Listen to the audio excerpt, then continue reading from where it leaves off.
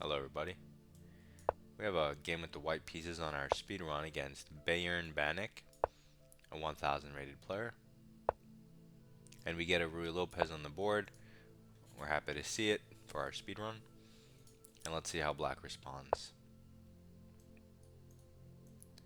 Bishop out, trying to be active. Fair. I'm going to play d3 and just support the center.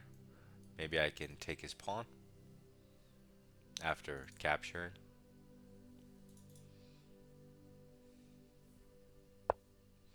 Our opponent strikes in the center and pins his knight.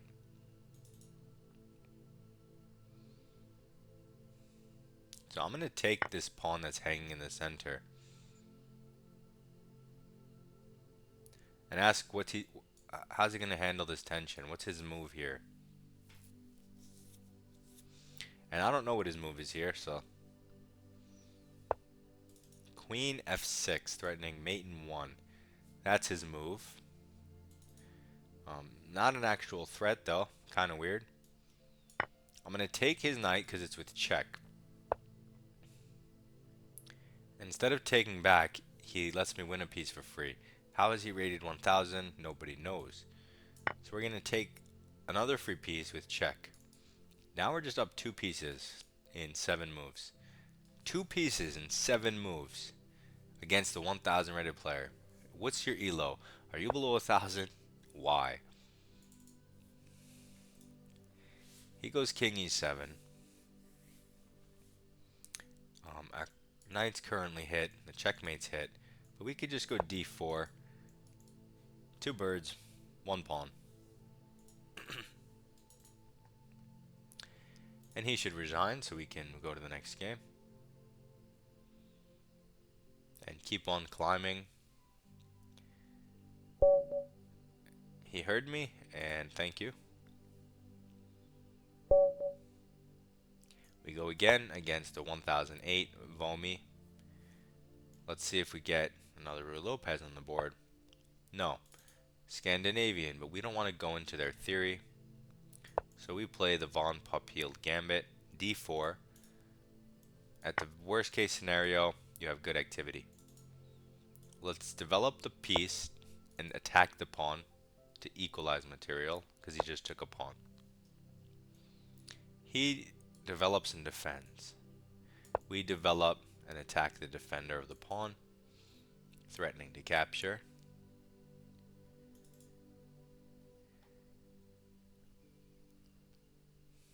And Vomi will... Okay.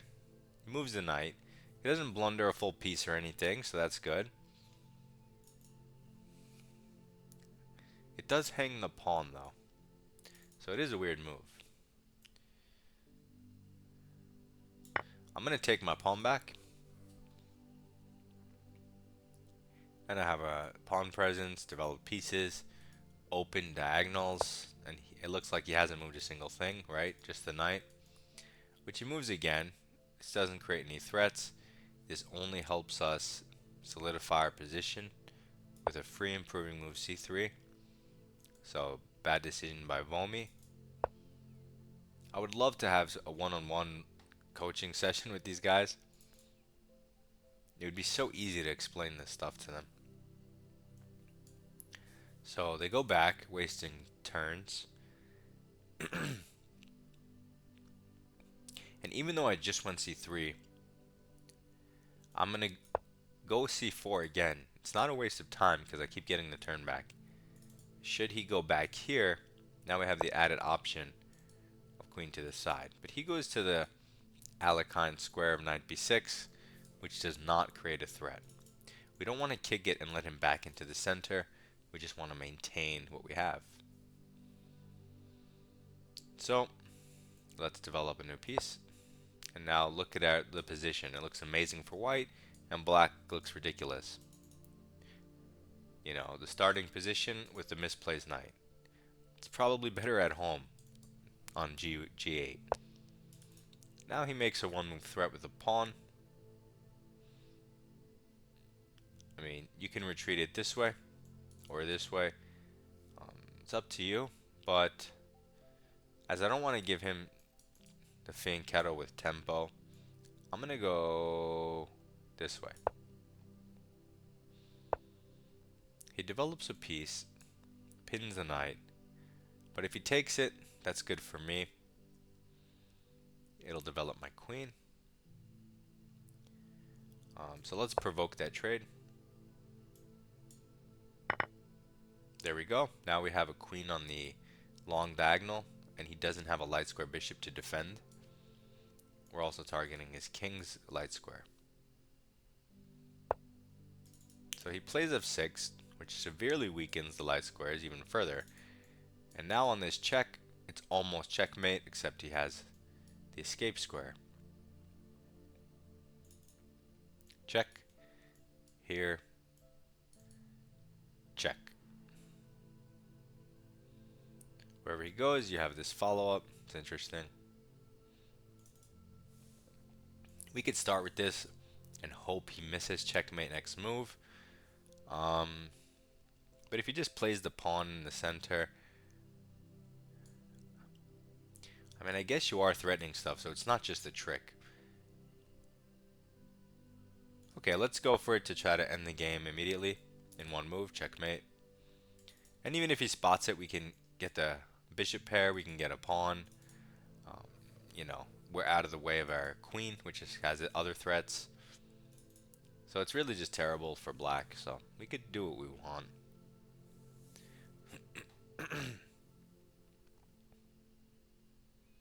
And when you go here, some people see this and they might be like, oh, I need to play c6, right?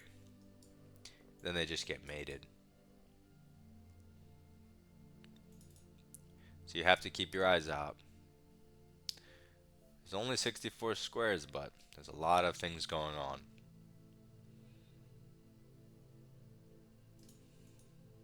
And now he's thinking. I don't think he knows what's going on. There's way too much to look at for a newer player.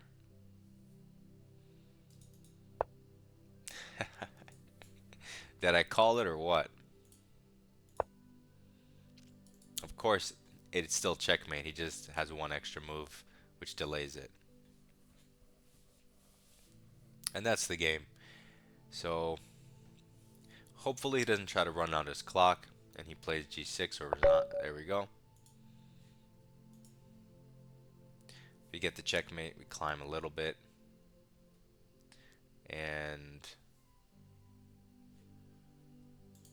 I think we can get in another game with the white pieces against LPN MGM rated 1000. Let's attack the pawn. He does not go for the Ruy Lopez. He develops the bishop, maybe to sack the pawn, and then who knows what garbage he has cooked up. What queen move. I don't want to deal with any of that, so I'm not going to. I'm going to develop a knight, though, towards the center. And he does the same.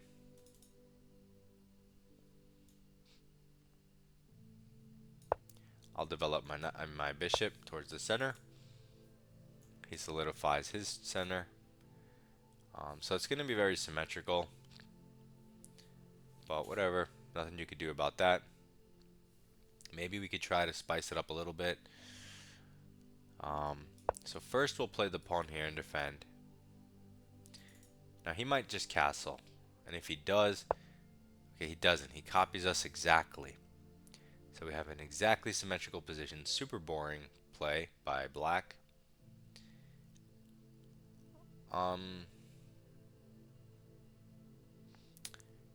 I was gonna say you could try to get the bishop pair, but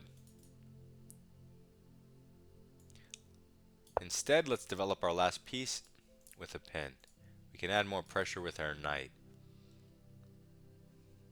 Now maybe he'll copy us, but we can't control his moves. We can only control our moves. He finally doesn't copy us. Hops his knight in the center. And I think this is a good opportunity to maybe take it before he pins it. There's also h3, which stops his bishop from developing where it wants. But then he has c6, stopping our knight from jumping in the center. So if we take the knight, and he takes with the bishop,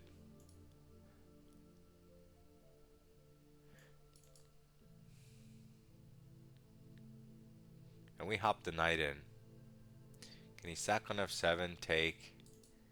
Maybe. So we might want a castle, but then he has time to do what he wants. Oh well, I guess I can't win in 6 moves. I'll just play h3. He can never put his bishop here. And now I can at my leisure hop my knight in. He hits the the bishop. If I go here, maybe he'll double push. I don't really want my bishop stranded here. So what I'm going to do, I could take and hop my knight in the center. Or I could retreat. Let's take it.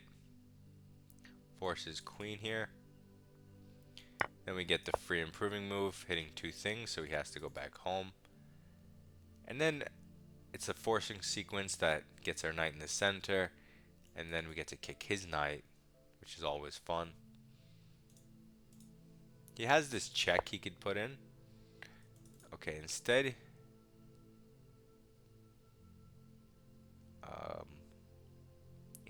he attacks my pawn.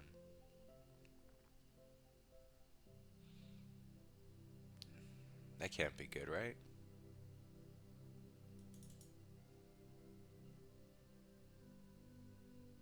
I mean, I could just castle, but then there's actually bishop h3. Huh. I don't really buy it, but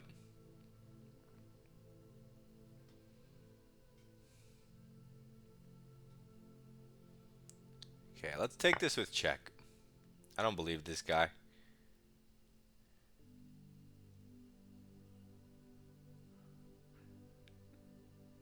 Now he has to figure out the accurate defense, not me. We have moves like castle, c6. He moves the king, but doesn't attack the knight. So we don't even have to rush to take the rook or anything.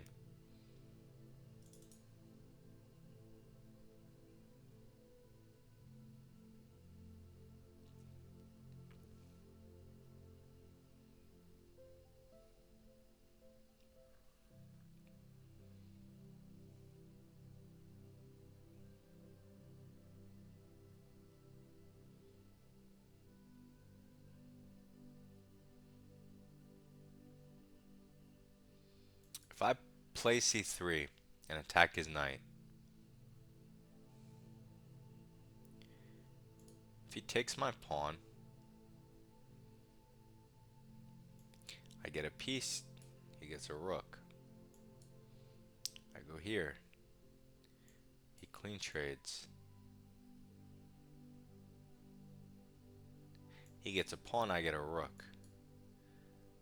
Or he moves the rook and I get a piece. I mean, that all looks good for me, I'm pretty sure.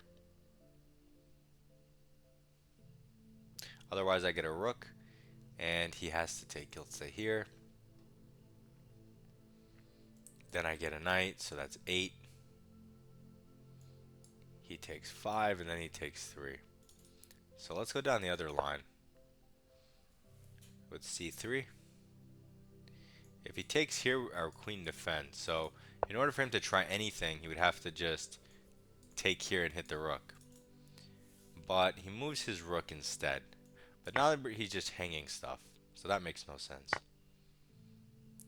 So he just hung a piece for no reason. Now we can castle if we want. We could even give him this pawn, because who cares? But we don't have to give him anything, even.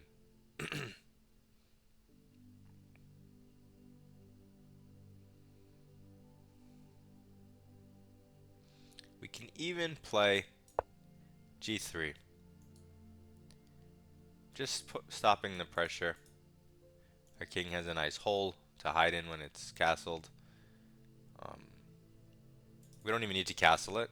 The center is now locked and we can keep our king here. Okay, he plays h5, meaningless moves. I'm now going to, my knight's dominated in a way, but now we could put it on this h4, hit the queen, and it allows our queen to come in with threats, and we can just finish off the game.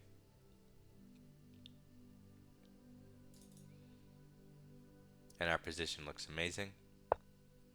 I was curious what would happen if you went down that line I was looking at, but I'll check it with the engine afterwards. He moves his queen up. If you hit it, you'll hang your g-pawn, so be a little bit careful. But since we're up everything, we could go for the queen trade, or we could threaten mate. I say let's threaten mate. If his bishop wasn't here, we'd also be threatening this royal fork because of the pin. So you always want to be on the lookout for tactics. So he weakens his light squares, but protects against mate in 1, so which one's worse? So let's forcibly get rid of this bishop so that we have the royal fork. He gives us this check, but it's completely meaningless as we can shuffle our king. And even with the queen infiltration, they're completely useless together. And as I said before, the king on g2 is super nice. If he takes, royal fork. If I take and he takes, royal fork. So he would have to move the queen or the king. But even when you move the queen, the knight hops in here. The king, I mean, where's it going? It can only go here. Also walks into checks. So there are no good answers. It's trash. And you see how he combines here, but there's not even a check to give. Also, is this mate in 1?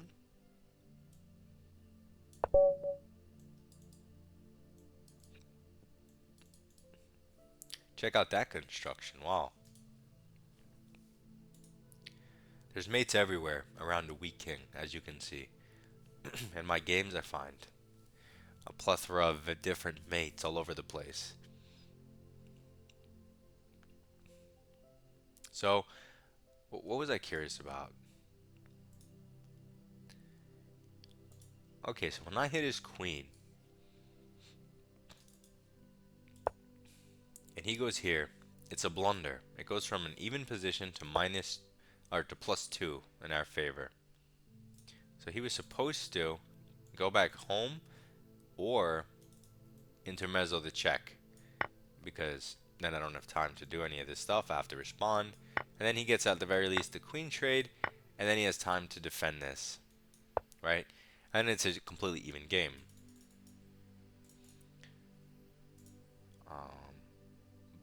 Okay. So I was considering here what to do.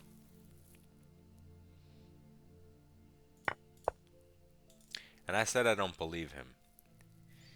And that's true. There's 3 moves that work. Knight h4, which I was looking at later, not here. Knight d4 and my move. Now if I take this knight and he takes my pawn. I was looking at this, but I couldn't tell where to go next, really. I didn't see queen f3 though, which defends the rook.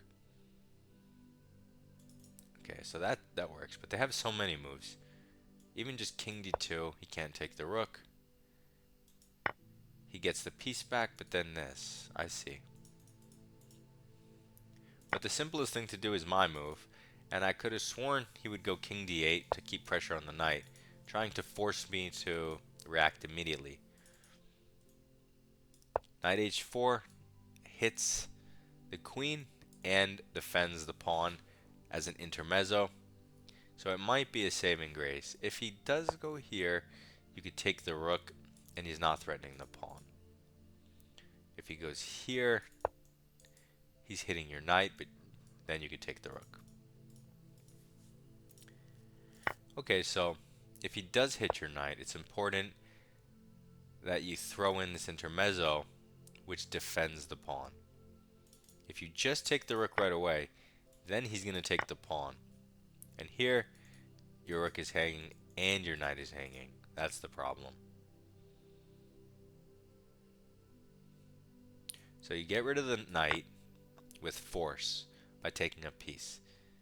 If he takes back, you move the rook. So he has to take the rook with check. You get out of the way. His queen's hanging, so he forces the trade.